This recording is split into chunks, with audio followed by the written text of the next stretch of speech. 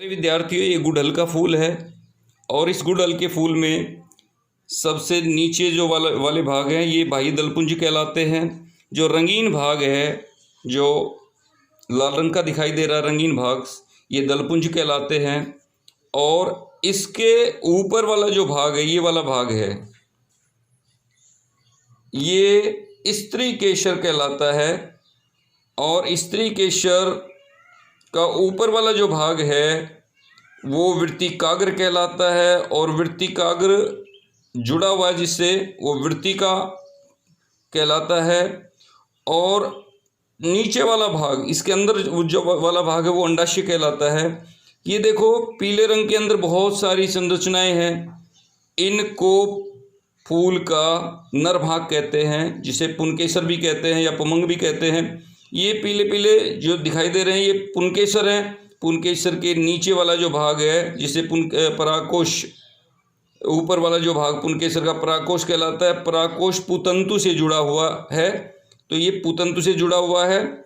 और परागकोश में परागकण होते हैं। परागकण जब इस फूल के वृत्तिकाग्र पर पहुंचते हैं तो वहाँ पर अंकुरित होकर के और नीचे की तरफ एक नलिका द्वारा नीचे की तरफ अंडाशय तक पहुंच जाते हैं।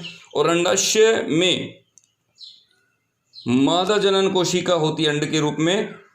वो मादा जनन कोशिका से जब ये परागकण नर जनन कोशिका मिलती है तो उस क्रिया को निषेचन कहते हैं। निषेचन के बाद युग्मनज बनते हैं। युग्मनज के बाद भ्रूण तथा फल या बीज का निर्माण होता है। इस प्रकार से फूल पौधे का जनन अंग कहलाता है। नीचे वाली संरचना बाह्य दलपुंज, ऊपर वाली संरचना रंगीन होती है जो कीटों को आकर्षित करती है, ये दलपुंज कहलाती है।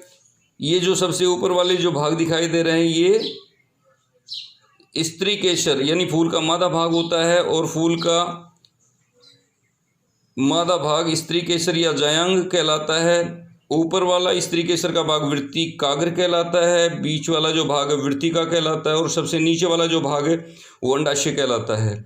ये फूल का नर भाग है जिसको पुंकेसर या पुमंग कहते हैं। पुंकेसर का ये पीली संरचनाएं हैं, ये परागकोश हैं। परागकोश के नीचे पुतंतु होते हैं। परागकोशों में परागकण भरे होते हैं जो नर जनन कोशिका कहलाती है। और परागकण जब वृत्तिकाग्र पर पहुंच जाते हैं तो वृत्तिकाग्र पर पहुंचने के बाद, स्त्री केसर के वृत्तिकाग्र पर पहुंचने के बाद में वहाँ अंकुरित होते हैं और एक नलिका द्वारा नीचे तक अंडाशय तक पहुंच जाते हैं। और वहाँ पर जब दोनों कोशिकाएं मिलती है तो उस क्रिया को निषेचन कहते हैं। निषेचन के बाद में युग्मनज बनता है। युग्मनज के बाद में भ्रूण अथवा फल का निर्माण होता है, बीज का निर्माण होता है। और फल परिपक्व होकर फल के अंदर जो बीज लगते हैं उन बीजों को जब हम भूमि के अंदर बोते हैं तो अंकुरित होकर के एक नया पौधा जन्म लेता है। इस तरह से फूल पौधे का जनन अंग कहलाता है।